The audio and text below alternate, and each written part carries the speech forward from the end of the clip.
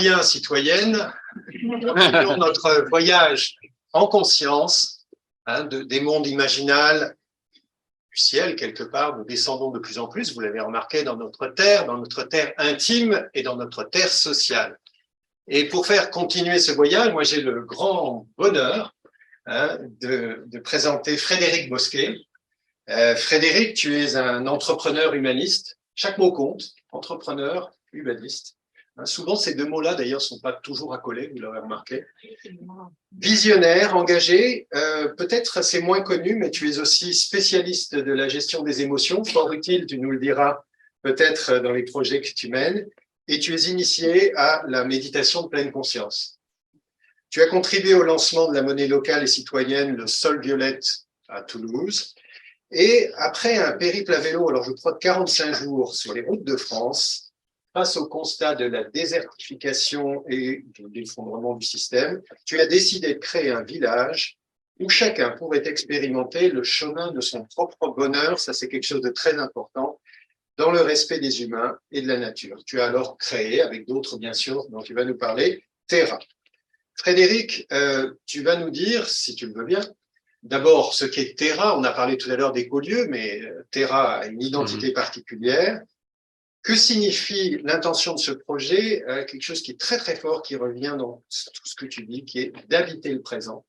C'est une concentration dont tu vas nous parler. Et d'ailleurs, Frédéric, ce que je trouve passionnant, c'est comment l'idée même du projet Terra est venue. Si tu pouvais commencer par nous raconter cela. Avec plaisir. En fait, je pratique la méditation depuis très longtemps. Et parle plus fort. Vas-y, n'hésite pas. Donc, non, je préfère rester assis. On est assis, je reste assis. Donc, du coup, je pratiquais de la méditation pour moi. J'ai fait une formation au CHU de Lille avec plusieurs médecins sur la gestion des émotions et je m'en servais en tant que coach et formateur. Et puis, un jour, comme j'étais très engagé dans l'économie sociale et solidaire, en particulier dans les monnaies locales et le revenu bas émotionnel, j'ai été invité à Carmeling, un centre bouddhiste dans les Alpes, à venir présenter la monnaie citoyenne locale dans le cadre d'une intervention sur l'humanisme et la pleine conscience.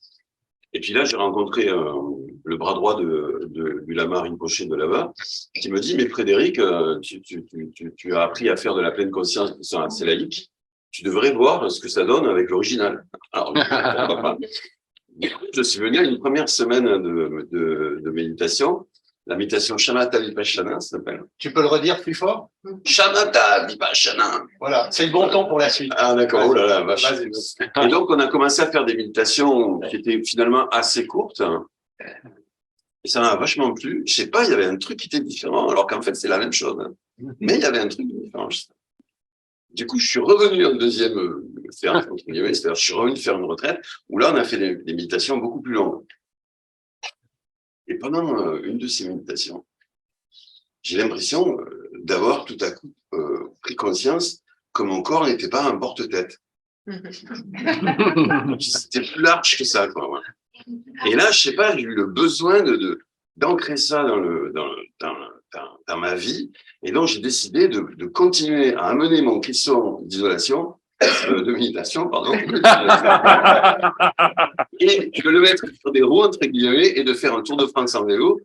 Et donc, je faisais 7 heures de vélo en pleine conscience, et en même temps, j'avais des rendez-vous où j'animais des émissions de radio pour écouter les gens qui avaient changé de vie pour changer leur vie. Et j'étais stupéfait. J'étais stupéfait parce que je me suis rendu compte que la révolution, elle avait déjà eu lieu, qu'elle n'était pas devant, qu'elle était derrière, qu'il y avait des citoyens qui portaient les communs tout seuls, sans que personne ne les voie, qui avaient divisé leur revenu par 10, par 15, par 20, ou même qu'ils avaient conservé le même, mais que surtout, ils étaient focus pour expérimenter le chemin de leur propre bonheur dans le respect des humains et de la nature. Et je suis arrivé à une émission de radio que j'ai fait, je me souviens, à Montsolimine, avec un agriculteur qui s'appelait Marc, qui me dit, Frédéric, je travaille 70 heures par semaine, je gagne 700 € par mois, j'ai l'impression que j'apporte au monde, mais le monde ne me reconnaît pas. Et moi, à cette époque, j'étais coach, j'étais formateur, j'étais directeur. quand je faisais des interventions, je gagnais 2 000 € par jour, donc 130 fois plus que lui.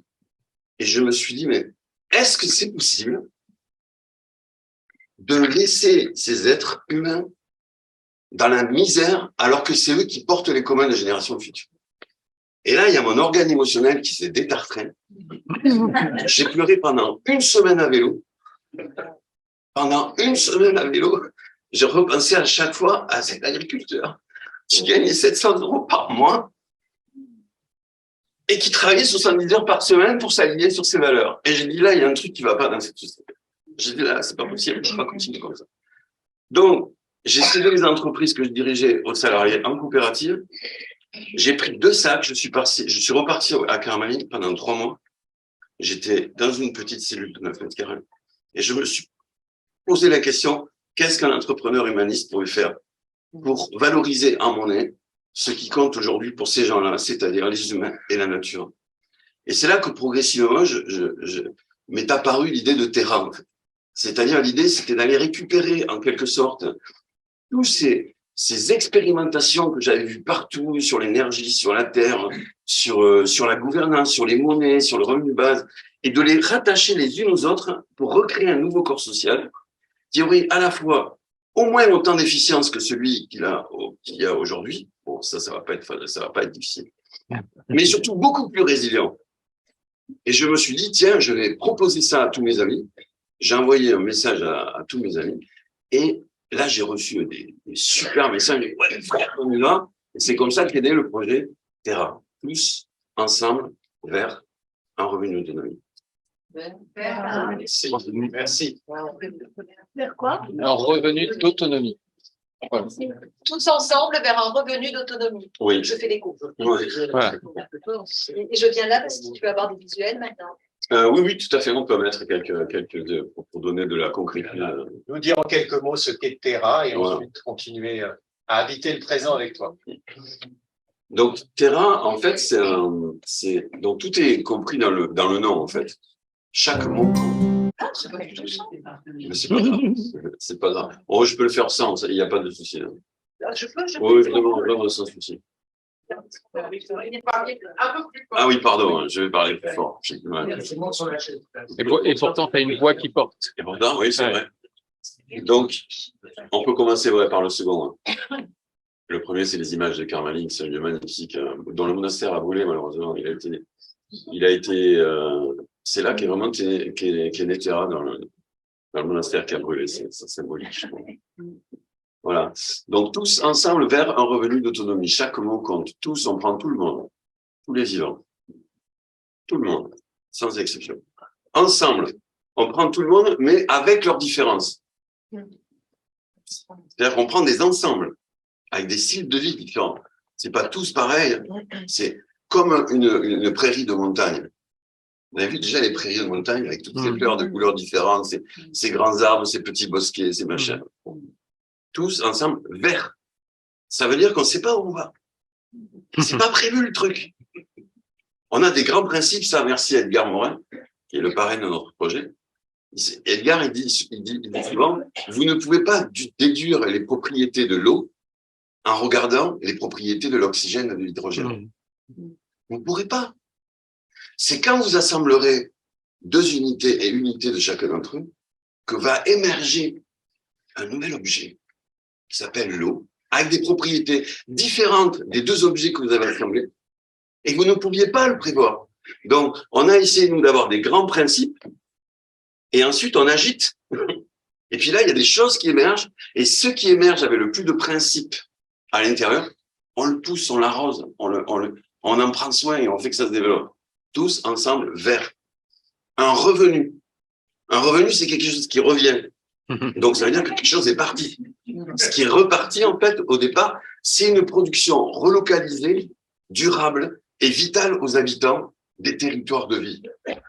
Les territoires de vie avec des vrais gens, de l'alimentation saine et de proximité, de l'énergie renouvelable, des bâtiments à usage d'habitation ou professionnel, biosourcés et durables, des véhicules en partage à la consommation optimisée, et tout un ensemble de services et de services autour de la sensibilisation l'accompagnement, la formation, l'information à la transition et à la culture. Voilà, ça c'est notre... Et ça, on veut le relocaliser tous ensemble vers un revenu d'autonomie. Alors, c'est quoi un revenu d'autonomie?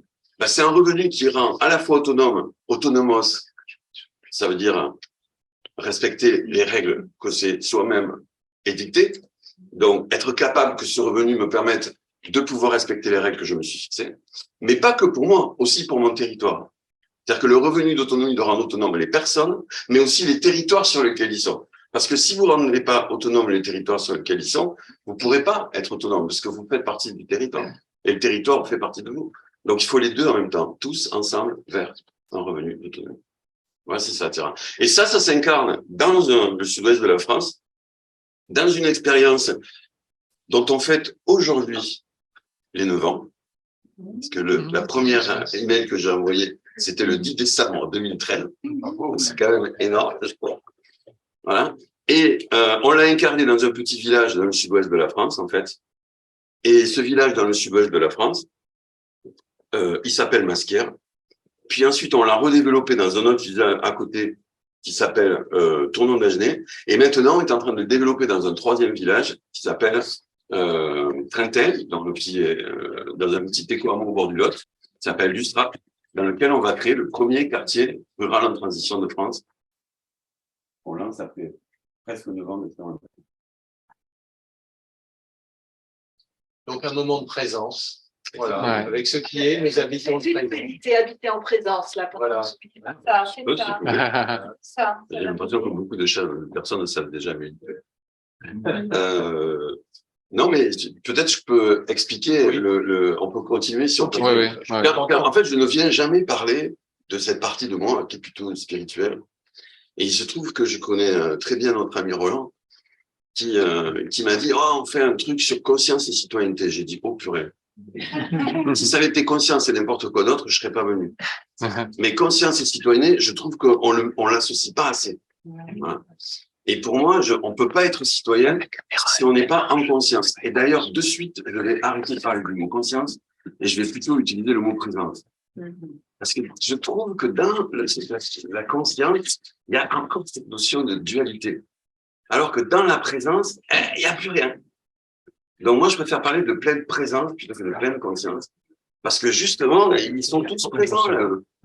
Et donc, du coup, je préfère parler de pleine présence.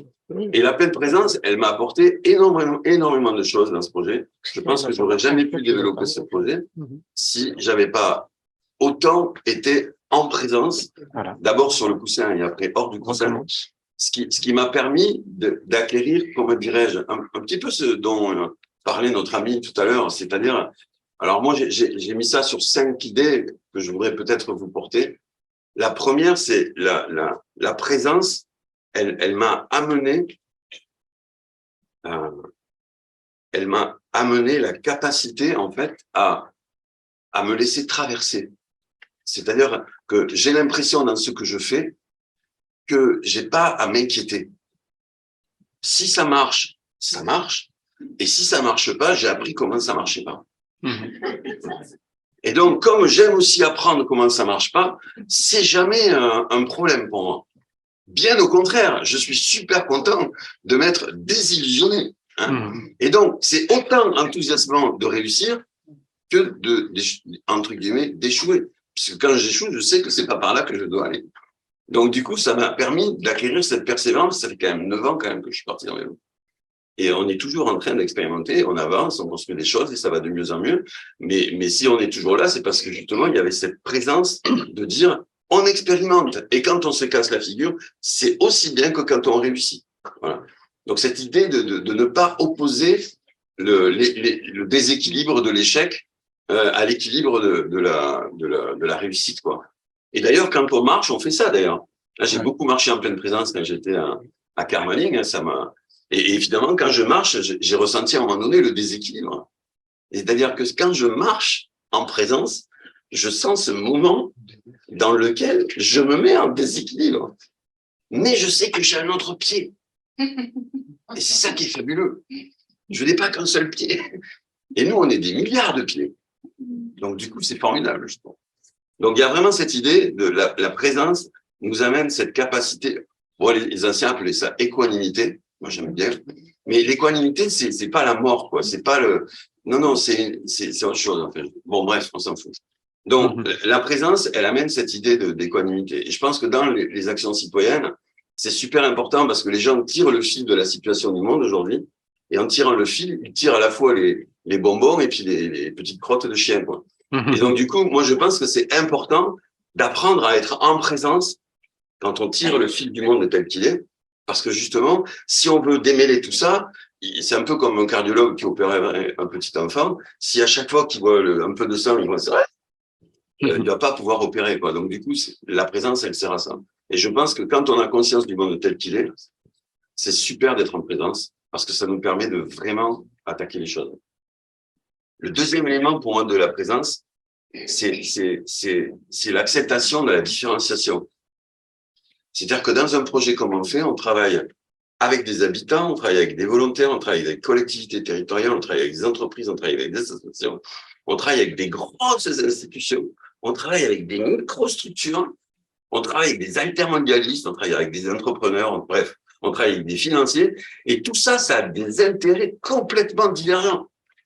C'est-à-dire que si on se met dans une posture et dans un rôle, si on est associé à l'un de ces rôles-là, c'est impossible de coopérer. Or, on sait très bien que pour créer des écosystèmes coopératifs territoriaux, on a besoin de prendre en compte les enjeux des autres. Hein, si le foie ou le cœur ne prennent pas leurs enjeux réciproques, il n'y aura plus de corps humain. Eh ben, un corps social, c'est pareil. Si le cœur, il dit, faut faire circuler du sang, et l'autre, il dit, non, faut faire circuler du sucre. Bon, bref, on va pas se mettre d'accord. Il faut qu'à un moment donné, ben, les deux commencent à coopérer. Et encore une fois, la présence. Parce que la présence, ça permet une certaine absence de ce genre. Et du coup, moi, je trouve qu'aujourd'hui, à Terra, on a réussi à mettre ensemble des gens qui, trop souvent, ne peuvent pas être ensemble. Or, si on veut changer en profondeur la société, il nous faut impérativement commencer à accepter la différence. Parce que ce qui fait que la vie est vie, c'est cette différenciation. Et il n'y a pas d'écosystème sans accepter ces différences et sans que ces différences soient plus que de l'acceptation, soient aussi de la coopération. C'est-à-dire que chacun va diminuer sa toute-puissance pour prendre en compte les enjeux de l'autre, pour que l'autre ait sa place. Je pourrais appuyer plus fort sur l'accélérateur, mais je n'appuie pas parce que je sais que si j'appuie trop fort sur l'accélérateur, ça va disparaître. Et si ça fait disparaître, je disparais. Donc, je relève le pied. Et là, tout à coup, je me mets à coopérer, quoi. Voilà. Mais c'est pas évident. Et encore, la présence, ça va aider énormément à faire ça. Vachement aider. Le troisième élément que je voudrais aussi parler, c'est la présence. Elle sert aussi à... Alors, je sais pas comment je vais dire ça, je vais dire comme ça. Avoir la totalité, mais sans l'avoir. C'est comme une absence de conscience qui fait que dans cette absence-là, en fait, il y a une espèce de totalité. C'est comme en musique, le silence. Ouais. Moi, j'aime bien la musique, j'adore la musique. Quand j'écoute du Bach, en fait, les deux sont autant importants, quoi. Les notes et le silence autour des notes. Mais si j'écoute que Bach, d'un point de vue des notes, j'entendrai pas le merveilleux silence qui nous crée à l'intérieur. Et donc, la présence, ça sert aussi comme un diapason à apporter cette espèce d'état dans lequel c'est bien, ça va, ça va. Et donc, des fois, quand il y a des choses qui se passent, etc., des perturbations, ben, on a cette présence, cette absence, en fait, qui fait que finalement, ben, on est bien, quoi. On est bien malgré tout ça. Ça va, le quatrième point, que je trouve super important. Ça va, on est dans le timing. Et puis, tu es parfaitement à l'écran. Le quatrième point, moi, je trouve qu'il m'a énormément apporté dans ce projet, c'est le fait qu'aussi que la pleine présence, ça développe la bienveillance. Mais je ne sais pas comment le dire parce que la bienveillance, c'est pas genre faire le bien. La bienveillance, c'est être libéré de soi. C'est-à-dire que quand tu es libéré de toi, tu as du temps pour les autres.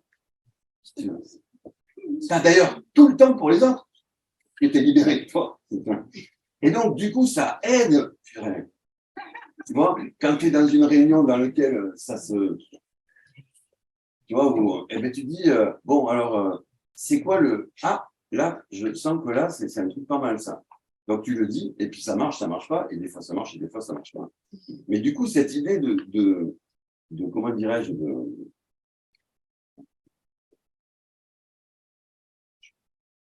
ouais, encore une fois, ouais, c'est une espèce de, je sais pas comment le dire, ça,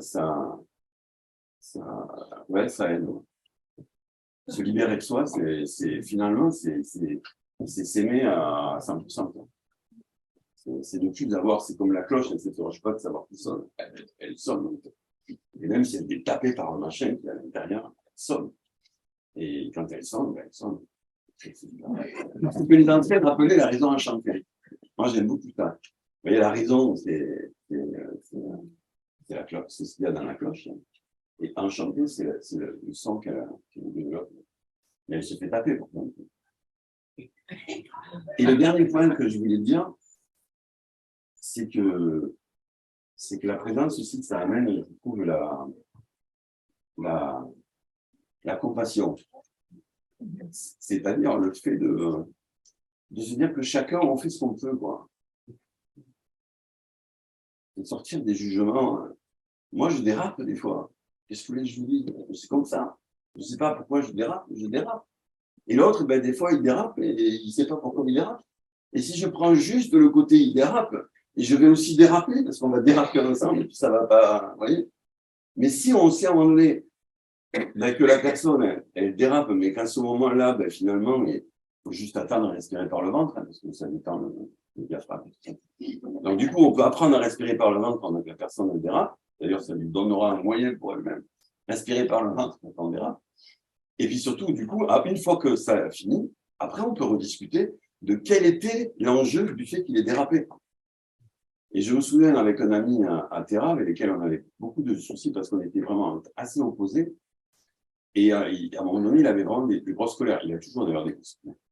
Puis un jour, je vois un reportage sur YouTube, sur les éléphants.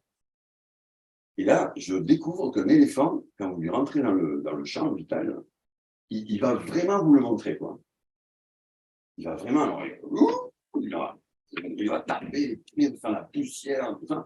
Et finalement, ce chercheur a vu que finalement, si vous reveniez à votre place, l'éléphant, il ne vous charge pas, en fait. Tout ce espèce de truc de colère qu'il a, c'est juste pour vous montrer, et là, tu me marches dessus, là, tu vois. Tu pouvais reculer, c'est cool. Par contre, si vous avancez, que vous rentrez dans sa colère, alors là, pour le coup, vous allez avoir mal. Eh ben, je trouve que la présence, ça amène cette idée de savoir à un moment donné accepter le fait que vous faites le mieux que vous pouvez. Et good boy, good girl, good girl. Et pareil pour l'autre. Et je pense qu'à Terra, on a su construire, c'est pour ça que ça dure, on a su construire pendant 9 ans un écosystème coopératif territorial avec des personnes qui s'aiment. Et moi, je crois qu'il n'y a aucune technique d'intelligence collective. Il n'y a aucune technique de méditation. Il n'y a aucune méthode spirituelle qui puisse faire ce que fait juste le ce qui fait qu'à un moment donné, tu pleures et t'arrêtes de faire chier les autres. Tu vois, t'arrêtes de les faire chier. Et donc, tu arrêtes aussi de te faire chier. Voilà. Et ça, c'est le que je ne peux pas dire parce que tous les mots ont été tellement dévastés que je ne peux même plus le dire. Tellement que je ne veux pas que ça crée des trucs dans mes têtes.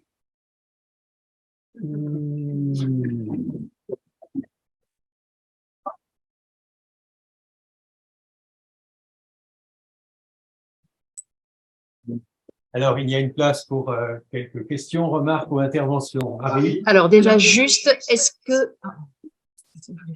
Est-ce que le son est bon? Parce qu'apparemment, il y a une déperdition de son, il y a une qualité d'image, mais il y a une déperdition de son. Donc, je veux juste m'assurer que la distance ce soit correcte. Déjà ça.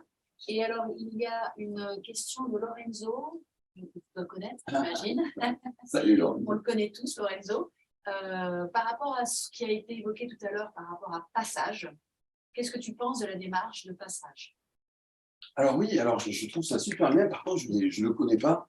Je sais pas, ou alors on s'est rencontrés, j'ai oublié, j'en suis désolé. Mais Peut-être qu'on est lié par Jean-Luc, qui est expert comptable. ah, c'est à travers Jean-Luc Bessonnet, notre expert comptable. Ah, d'accord, ok, c'est à travers ça en fait, d'accord, ok, super. Merci, alors là, je fais le lien. Oui, et puis je rajoute à cette question, tu es quand même un acteur et un observateur privilégié de ce qui se passe au niveau des échos quelque chose en France. Donc, si tu peux nous donner aussi un peu de perspective de qu'est-ce que tu vois pousser, naître, peut-être mourir aussi. Si tu peux nous donner ce regard et parler fort Ouais. parce qu'il y en a besoin. Ok. Alors, je pense que ce que je peux dire par rapport à nos 9 ans d'expérimentation, parce qu'on est suivi par un conseil scientifique, dès le départ, on a voulu avoir un conseil scientifique qui nous permette de prendre de la hauteur sur notre action, parce qu'on sait que quand on est dans l'action, en fait, on se voit plus, en fait. Hein, on n'a pas de hauteur, en fait. Et on a beau avoir tous les machins et tous les cursus qui font qu'on est capable de prendre de la hauteur. Quand vous prenez un truc dans la figure, je suis désolé, vous ne prenez pas de hauteur. Il faut d'abord le prendre dans la figure. Et des fois, on met du temps à remonter. Du coup, le conseil scientifique, dès le départ, ça nous a aidé à prendre de la hauteur sur nos pratiques et d'avoir des allers-retours entre les disciplines et en même temps l'expérimentation. Et donc, ce qu'on peut dire, je peux donner plusieurs choses, mais la chose la plus importante, d'ailleurs, ça c'est même ancré dans le baseline de Terra. Terra, il y a 2 baselines, hein, c'est habitant le présent. Bon, je vais expliquer ce que c'était. Et le second, c'est un écosystème pour le 21e siècle. Mais avant, peut-être vous ne le savez pas, quand on est parti, le baseline, c'était un éco-village pour le 21e siècle. Or, on s'est rendu compte très rapidement que si on voulait transformer toute la société, l'éco-village allait être trop petit. C'est trop petit. Et donc, il faut passer à ce que nous, on appelle aujourd'hui un écosystème coopératif territorial. C'est-à-dire que les éco-villages, les éco-hameaux, les éco tout ce que vous voulez, ils doivent lancer, en fait, des liens de relation avec le territoire et ils doivent remailler, en fait, tous les acteurs du territoire avec eux. C'est-à-dire que s'ils ne maillent pas les acteurs du territoire avec eux, ils vont rester des super-héros dans leur petit village en attendant que tout s'effondre et qu'ils puissent ensuite pleinement être ça. Ben, avant que ça s'effondre, si on pouvait, généralement, quand un corps s'effondre, il n'y a plus grand-chose. Donc, je reprends. Donc, du coup, ce serait bien qu'avant que le corps social s'effondre, il puisse tisser des relations avec le reste du territoire pour régénérer le tissu social. Mais pour régénérer le tissu social, il va falloir réapprendre à travailler avec les communes, avec les communautés de communes, avec les départements, avec les régions, avec les entreprises, mais ceux qui gagnent de l'argent. Bref, avec tout le monde. Et c'est parce qu'on va tous se retrouver à travailler sur ces nouveaux mondes à venir que là, on va pouvoir y arriver. Moi, je crois à la puissance du maillage social. Je ne crois pas au héros tout seul qui change la vie une fois que tout s'est effondré. Parce que si vous regardez l'histoire, je me suis un peu renseigné. Il semblerait qu'à chaque fois que ça s'est effondré, c'est pas les petits qui ont gagné, en fait. C'est les musclés et les poilus. Et généralement, c'est toujours les musclés et les poilus qui viennent après l'effondrement. Et ça dure un certain temps, le machin. Donc, du coup, moi, je pense qu'il faut vraiment travailler à relier tous ces écolieux maintenant au territoire. Voilà. Et ça, c'est vraiment la V2 des écolieux. La V2 des écolieux, c'est des écolieux qui sont source de revenus pour leurs habitants. Parce qu'aujourd'hui, j'en ai visité plus de 70 dans mes 3 tours de France. J'ai fait 14 000 km en vélo pendant 3 ans, ça a duré. Et donc, souvent, c'est des gens qui subissent de la pauvreté. La sobriété, heureusement, les amis, moi j'adore Pierre, mais dans mes 70 écolieux que j'ai visités, j'ai jamais vu la sobriété heureuse. Jamais, une seule fois. À chaque fois que je posais une question qui était pauvre, une personne qui était pauvre, je lui dis, mais si tu avais un rhume bas d'un euro de plus que le seuil de pauvreté, tu le prendrais? Il me disait, mais bien sûr. Mais oui, parce qu'aujourd'hui, il y a des gens qui subissent la pauvreté, non pas parce qu'ils sont pauvres en richesse, qu'ils créent sur le territoire. Ils sont pauvres parce qu'ils subissent le fait qu'on ne valorise pas à monnaie ces activités qu'ils font au service des communs. Donc, il faut arrêter aujourd'hui avec cette espèce de sobriété heureuse. Ça n'existe pas. Enfin, moi, je ne l'ai pas rencontré. Et à chaque fois, j'ai posé la question. C'est bien comme ça. Écoute, si je gagnais un peu plus, ça gagne mieux. Ah oui, bien sûr. Attends, tu rigoles ou quoi? Donc voilà, les écolieux, ils doivent être source de revenus pour leurs habitants. Ils doivent être source de revenus pour les entreprises locales. C'est pour ça qu'on utilise une monnaie citoyenne locale, de telle façon que la force économique qu'on va créer circule dans le territoire et reste dans le territoire et ça va capter par le marché financier. Et c'est pour ça qu'on se bat aussi pour relocaliser l'épargne sur le territoire. On en parlera peut-être à la fin avec le projet qu'on a. Parce que si vous ne relocalisez pas de l'épargne sur les territoires, vous n'aurez pas de flux économique. Les flux sont liés au stock. Pas de stock, pas de flux. Et là-haut, vous avez un super stock. Hein. Sinon, il n'y aurait pas de flux de vie. Hein. Vous l'avez vu, le stock là-haut? C'est un gros stock. Hein. C'est pour ça on a pu mettre des millions et des millions d'années à arriver là où on est. Parce que si le stock il aurait été plus petit, je vous assure qu'on n'y serait pas arrivé. Donc, il faut faire redescendre le patrimoine financier de ces marchés financiers, c'est n'importe quoi, et il faut les redescendre dans les territoires et les mettre au service d'une production locale, durable, au service des habitants de ces territoires. Et ça, c'est un vrai travail. Voilà, c'est ça que je pense que devraient faire les écoliers aujourd'hui. Super, une très belle perspective, une vision, et puis la V2, comme tu dis, hein, pour tous ceux qui sont nombreux à être engagés, à vouloir s'engager, de plus en plus nombreux. Marie, je crois qu'il y a quelqu'un qui commentait. Quelques petits commentaires, tu dois avoir des fans. Oula. Salut ami Frédéric, Colibri, Dialogue en Humanité, Emmaüs Po, Jacques. Chacun de nous est dual avec ses plus et ses moins. C'est vrai aussi de toute institution, de toute chose. Par exemple, il suffit de s'appuyer sur le crédit d'intention, opposé au classique procès d'intention, en phase totale avec toi, amitié. Merci Fred de replacer l'initiative de Terra dans le contexte sociétal, et ce qui est vrai pour les écolieux est aussi vrai pour les tiers-lieux. Voilà, ça c'était Lorenzo qui disait ça. Oui, Isabelle. Donc, quelques mots sur le modèle économique. Oui. Wow. Quelques mots. Alors, Frédéric est un spécialiste. Alors, pour les personnes qui veulent aller plus loin, on fait des week-ends de 2 jours pour l'expliquer. Donc, en 3 minutes, ça va être compliqué. Parce que, comme on disait notre ami Bourdieu, les vieilles idées sont toujours plus fortes que les nouvelles, parce qu'il faut du temps pour expliquer les nouvelles. Hein, les vieilles, elles sont là, elles sont dans les habitudes. Oh, bien sûr, c'est évident. Okay. Mais non, c'est pas évident du tout. Il faut du temps pour déployer tout ça et faire en sorte que les personnes s'accaparent ces concepts. Donc, nous, notre modèle économique et modèle financier, il est fondé essentiellement sur 5 clés. La première, c'est on relocalise de la production totale aux habitants de nos territoires. Et on arrête de penser qu'on va tous être coach. Parce que si on est tous coach, on meurt tous. Parce que il faut aussi des gens qui fassent à manger, qui produisent des maisons, etc. Et tout ça, il le faut aussi. Si on avait dû faire un écolieu uniquement des gens qui voulaient être coach, on serait mis à Terra là aujourd'hui. Il faut arrêter maintenant, il faut arrêter. Il faut aussi produire à bouffer. C'est important aussi de produire à bouffer. Petit rappel important. Le PIB mondial, le poids de l'alimentation dans le PIB mondial, 3%. Vous n'avez pas l'impression qu'il y a un problème? Oui. Comment c'est possible que ce qui est vital à la vie est valorisé à 3% dans le PIB mondial? Moi, ça me...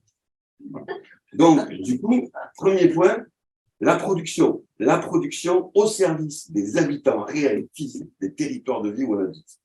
Et ça, c'est assez simple à déterminer. Nous, on l'a fait ensemble. Les communs sont définis par les gens qui habitent les communes, le lieu où on partage les communs. Et comment on le fait? Grâce à la volonté générale. Pour définir des communs, il faut que la volonté générale s'exprime de dire et commun, ceci, cela et ceci. À ce moment-là, une fois que c'est décidé, on peut remettre l'utilité commune de façon claire par rapport aux distinctions sociales et rémunérer convenablement ceux qui sont le plus au service des communs. Parce que être au service du commun, ça devrait être distingué socialement. D'ailleurs, c'est dans l'article 1er de notre Constitution. Hein. Les hommes naissent libres et égaux en droit, tout le monde la connaît. Les distinctions sociales sont fondées sur l'utilité commune. Donc, premier point, la production. Deuxième point, la distribution. Parce que si vous produisez, mais que vous utilisez des réseaux de distribution qui vous piquent votre valeur ajoutée, ben vous avez produit pour rien. Vous travaillez pour une multinationale qui distribue les productions. Donc, il nous faut nous réapproprier la production, mais aussi les moyens de distribution. Et les moyens de distribution, c'est ce qu'on appelle les circuits courts. Mais attention, pas que les circuits courts tout court, les circuits très très courts. Et les circuits très très courts, c'est quoi? C'est commencer par faire des maisons autonomes, nourricières, écologiques et recyclables. C'est-à-dire que habiter une maison, ça ne doit pas être un coût pour une personne. Ça doit être un gain. De la chaleur, de l'eau. Vous voyez? Donc, tout ça, c'est possible à faire. Okay? Donc, la production, les réseaux de distribution, les moyens d'échange. Parce que si vous avez la production, que vous avez les réseaux de distribution, mais que vous utilisez une monnaie qui vous pique cette valeur ajoutée, comme le fait aujourd'hui l'euro, qui remonte sur les marchés financiers, la valeur économique créée par les personnes dans les territoires. Juste une information que vous l'ayez dans la tête, gardez-la dans la tête tous les jours quand vous sortez votre argent de votre poche. Seulement 2% des transactions en monnaie, vous vérifierez, c'est le chiffre de la Banque mondiale, 2% des transactions en monnaie se font réellement dans nos territoires. 98%. Non, excusez-moi, c'est plus fort que moi, c'est un trait, il va falloir que je me débarrasse de ça, mais j'ai pris le... D'accord, je vous avais dit que c'était un spécialiste, hein, c'est la question. Alors, on a 2 minutes. Alors, je vais finir pour les 2 points. Voilà, fais le timing parce que sinon, je suis dans le temps. Alors, on continue. Donc, voilà. Donc, très important. Donc, premier, la production, la distribution, les moyens d'échange. Donc, si vous utilisez de l'euro dans vos écolieux, vous tirez 2 balles dans le pied. Vous bossez pour les marchés financiers, puisqu'on sait qu'au bout de 2,5 transactions, tout votre travail va remonter sur les marchés financiers. Donc, au départ, même si c'est dur, même si c'est chiant, même si les gens ne sont pas d'accord, etc., même si c'est plus complexe qu'utiliser l'euro, créer des monnaies citoyennes locales. Et je ne parle pas de monnaie libre, de monnaie machin ou de monnaie truc. Je parle d'une monnaie citoyenne locale qui est contre-garantie par de l'euro placé sur un compte épargnétique. Parce que notre objectif, c'est pas seulement de mettre en circulation de la monnaie, c'est récupérer l'euro et l'attacher au territoire. Or, si vous utilisez une monnaie qui n'est pas rattachée à l'euro, vous pourrez faire la première partie, circulation, mais vous ne pourrez pas récupérer des stocks. Or, si vous n'avez pas des stocks sur le territoire, vous n'aurez pas de flux. Donc, créer des monnaies citoyennes locales contre-garanties par des productions relocalisées durables. Donc, la production, la distribution, les moyens d'échange et quatrièmement, les revenus. Parce que si vous avez les 3 premiers, mais que vos revenus fluctuent en fonction du commerce international, ben, quand le commerce international va, tout va, et quand il ne va plus, ben, plus rien ne va plus. Alors que si vous mettez en place un revenu de base d'au moins 1 euro supérieur au seuil de pauvreté à tous les habitants d'un territoire de la naissance à la mort, en monnaie citoyenne locale contre-garantie par cette production relocalisée durable, eh bien, même si le commerce international fait comme ça, vous avez un filet qui assure non seulement aux personnes, mais aussi aux entreprises et aux collectivités territoriales des revenus minimum tout le temps. Et en plus des revenus qui circulent dans le territoire et qui ne peuvent pas remonter sur le marché financier. Donc, non seulement il vous faut de la monnaie citoyenne locale, mais il vous faut aussi instaurer progressivement des revenus de base inconditionnels contre-garantis par cette production que vous avez relocalisée. Et le dernier élément, et je m'en terminerai là, donc vous avez la production, vous avez les réseaux de distribution, vous avez les moyens d'échange, vous avez les revenus, et le dernier, qui est très important, c'est la gouvernance. Parce que si les lois dans votre territoire, comme une poupée russe, freinent cette émancipation des personnes et des territoires, vous ne pourrez rien faire. Si vous n'avez pas la commune avec vous, si vous n'avez pas la communauté de communes avec vous, si vous n'avez pas le département avec vous, si vous n'avez pas la région, si vous n'avez pas l'État, si vous n'avez pas l'Europe, si vous n'avez pas le monde, vous direz à travers le monde, ben ça va être vachement compliqué. Ça va être vachement compliqué. Donc oui, je sais, ça va être plus chiant, plus compliqué de créer une coopération avec ces acteurs, mais si vous les avez avec eux, nous, on a mis 9 ans pour avoir tout le monde. Il nous manque juste maintenant le dernier échelon, et encore on bosse déjà avec les 17 objectifs de développement durable. Donc, dans notre projet, maintenant, on a la commune qui est actionnaire de la société coopérative d'intérêt collectif qu'on a créée. On travaille avec le département, on travaille avec les gens, on travaille avec l'État, on travaille avec l'Europe, et tous ils disent « Oh, ce que vous faites, c'est super ». Mais nous, avec ce qu'on fait, on transforme le monde. On ne fait pas que coopérer à leurs enjeux, eux coopèrent en notre. Okay. Donc, c'est pour ça que c'est très important d'avoir aussi la gouvernance avec vous. C'est pour ça qu'on a monté une société coopérative d'intérêt collectif. Je m'en terminerai là. Ce premier quartier rural en transition de France, qui est le produit de ces 9 ans d'expérimentation qu'on fait à Lustrat, à côté du Lot. Contrairement à tout ce que nous ont dit les financiers vers lesquels on s'est tourné pour le financer, on a fait les sources, on a contacté tous les acteurs qui financent normalement l'économie sociale. Tous debout sur la table, votre projet est merveilleux. Quand on leur a dit, oui, mais nous, on veut des prêts, on veut pas de prêts, on veut des capitaux, et on veut vous les rembourser dans 10 ou 15 ans. Parce que nous, on va avoir besoin de temps pour développer et régénérer ces territoires. Et là, on nous dit, ah non, c'est pas possible. Et en plus, quand on leur a dit, et en plus, on les veut à 2%, parce que si on vous donne plus de 2%, on ne pourra pas financer les gens qui vont travailler. Ah, ils nous disent, votre projet est merveilleux, mais ça, c'est pas du tout crédible au niveau industriel. Personne ne vous prêtera. Et là, on a lancé un financement citoyen. Pour conclure. Voilà, on avait besoin de 1 million d'euros. On en est à 670 000 de gens qui ont mis des capitaux. Hier. On en est à 670 000 de capitaux relocalisés à 2%. Ça veut dire que oui, aujourd'hui, il y a des gens qui acceptent de diminuer leur rentabilité financière pour relocaliser leur épargne sur les territoires et enfanter une nouvelle civilisation contre l'avis de tous les gens. Je pense complètement.